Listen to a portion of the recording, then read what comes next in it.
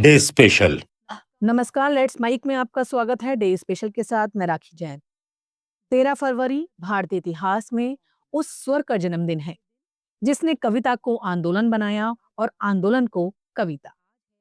इसी दिन 1879 में हैदराबाद में जन्म हुआ सरोजनी नायडू का, एक ऐसी स्त्री का जिसे महज कवयित्री कहना उनके जीवन के साथ अन्याय होगा।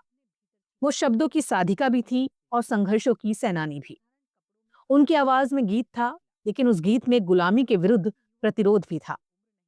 यही कारण है कि महात्मा गांधी ने उन्हें स्नेहपूर्वक भारत की कोकिला कहा। सरोजनी नायडू का जन्म एक शिक्षित और प्रगतिशील परिवार में हुआ।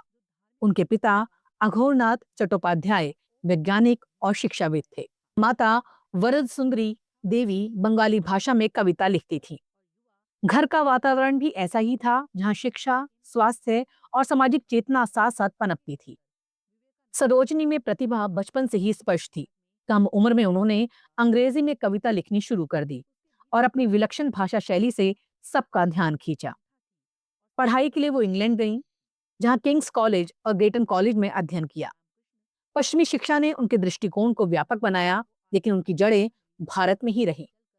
इंग्लैंड में रहते हुए भी उनकी कविताओं में भारतीय प्रकृति, लोक जीवन और सांस्कृतिक सौंदर्य झलकता रहा। वो लिखती थी फूलों की खुशबू, बाजारों की चहल पहल और भारतीय स्त्री का जीवन। उनकी कविता में देश बसता था और देश में कविता। लेकिन सरोजनी नायडू केवल साहित्य तक सीमित नहीं रही। जैसे जैसे भारत का स्वतंत्रता आंदोलन तेज हुआ, वो राजनीति में सक्रिय होती गई। सभाओं में बोलते समय उनकी आवाज लोगों को आंदोलित कर देती थी।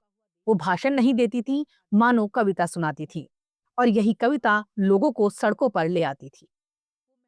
स्वतंत्रता संग्राम में सरोजनी नायडू की भूमिका बहुआयामी रही। उन्होंने नागरिक अवज्ञा आंदोलन, नमक सत्याग्रह और विदेशी वस्त्रों के बहिष्कार में सक्रिय भागीदारी की। वो कई बार जेल गईं, लेकिन उनका उत्साह कभी कम नहीं हुआ। वो कहती थी कि आजादी केवल पुरुषों की लड़ाई नहीं, बल्कि स्त्रियों की आत्मसम्मान की लड़ाई भी है। इसी सोच ने उन्हें महिला अधिकारों की मुखर आवाज बना दिया। सरोजनी नायडू ने महिलाओं की मुक्ति और राजनीतिक भागीदारी के लिए लगातार संघर्ष किया। उस दौर में जब महिलाओं का सार्वजनिक जीवन में आना आसान नहीं था, वो मंच पर खड़ी होकर निडरता से बोलती थी।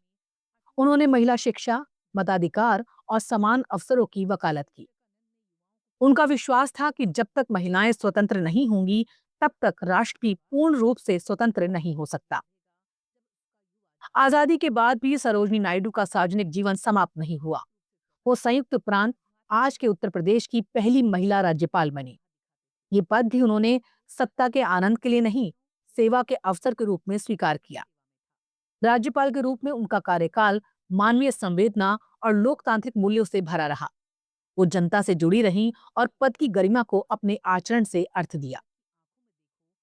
सरोजनी नायडू की कविता उनके जीवन की आत्मा थी। उनकी रचनाओं में सौंदर्य है, लेकिन वो सौंदर्य पलायनवादी नहीं। उसमें भारतीय जीवन की सच्चाई, स्त्री की पीड़ा और आजादी की आकांक्षा साथ साथ चलती है।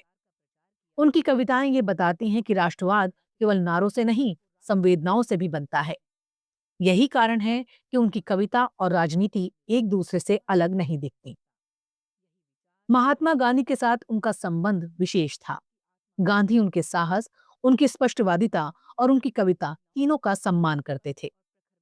भारत की कोकिला की उपाधि केवल उनकी मधुर आवाज के लिए नहीं थी, बल्कि उस स्वर के लिए थी जो लोगों के दिलों में आजादी की तड़प जगा देता था।